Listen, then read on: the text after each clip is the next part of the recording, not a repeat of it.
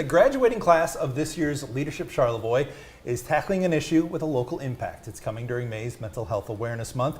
They're drawing attention to suicide prevention while supporting a long-standing cause in a whole new way. Yeah, and we have Lisa Clavier?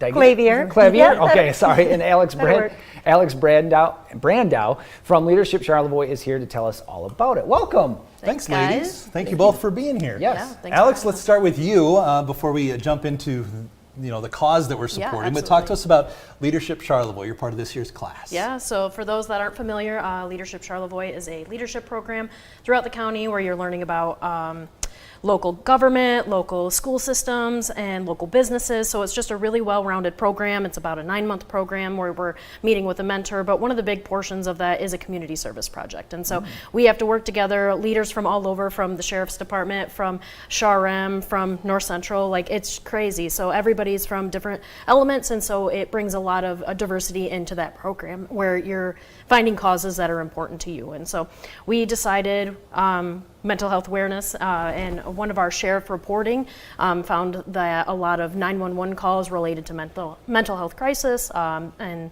suicide prevention, and just getting students, that's what working at a college gets you, but connecting people with these mental health resources and knowing that they're local and that they're right in our backyard. And so that's why we partnered with Lisa, Kirsten's Ride founder, and she kind of gives us the support and the backing to get where we need to be with that. Yeah, that's great. Well, Lisa, tell us about Kirsten's Ride. I know we've talked about it over the years on our newscast, but for those folks who aren't familiar, obviously this is a personal cause. It is. Kirsten's Ride was founded after the loss of our daughter, Kirsten, in 2012 to suicide when she was 17. And a big factor in founding the organization was realizing that there is actually evidence-based training out there for the broad community to help us be able to help people connect to resources and really have a lot of the hard conversations that most of us are very uncomfortable with because there is stigma that surrounds mental health issues that needs to be dispelled. We need to be able to encourage people to reach out, but they typically have a lot of fear in reaching out or a lot of unknown surrounding that. Yeah. So our goal is to help those who are in a position to help take that step toward the individual and really do the work to get them to the help that they need, and to have the leadership class come alongside to help us be able to promote not only the education piece, but the access to the resources is it's just incredibly rewarding, because we know so many people that once they get access to those resources, that their whole life opens back up in a hopeful and renewed way. And so it's just been incredibly empowering. And that's one of the big portions of our project, is that we're having stickers put out in local areas, having a QR code that directly links you to Kirsten's Ride resources and gets you where in a nice place where you can access those. We're placing in bathrooms, public spaces, anywhere we can really get those out. And then another portion of that was the trailers, so that Kirsten's Ride could be more mobile throughout the tip of the mitt.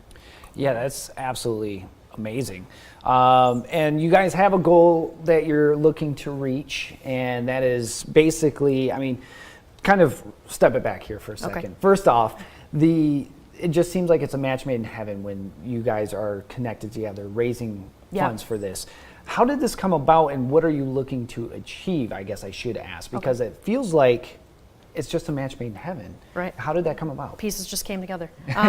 Well, so we started with a group of 14, and so having a cause that was important to us, because we need to be motivated. It's a 9-month program. We want to connect the community to these resources as well. And so the more opportunities we can have for discussion about that, that's kind of where it came about. And I do believe a good portion of our our leadership group was affected or have the mental health struggles. So this is a really near and dear cause to everybody. And so getting, again, connected to those resources, knowing that they're local, I think was a huge part for us too. Right. And so ultimately we wanted to be able to have those conversations. So like May 10th, we have, we're partnering with Kirsten's Ride to host a Safe Talk training to know the signs of suicide, to say, okay, how can I intervene? Having those hard conversations. And so we do encourage the community to go out, and that will be at Boyne City Library, May 10th at 10 a.m.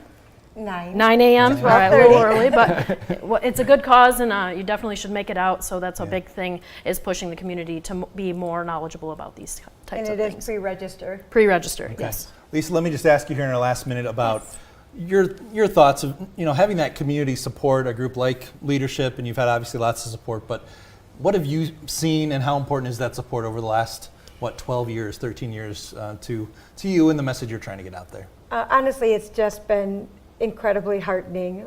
What we know is that all of us experience levels of mental wellness throughout our life, and most of us have been impacted either ourselves or with someone we care about who's experienced a mental illness at some point in their lives.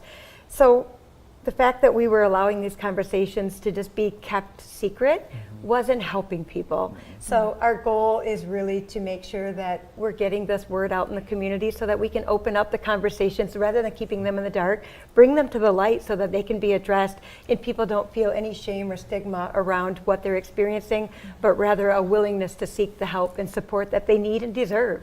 Yeah, that's great. And we're seeing, pictures of these stickers now, Alex. We're hoping to see these all over town, all over northern Michigan, whether they're on windows and mirrors and libraries, and all kinds of libraries. stuff. I mean, you just may see these pop up all over the place. Just asking you to be aware and support the cause. Absolutely. That's great.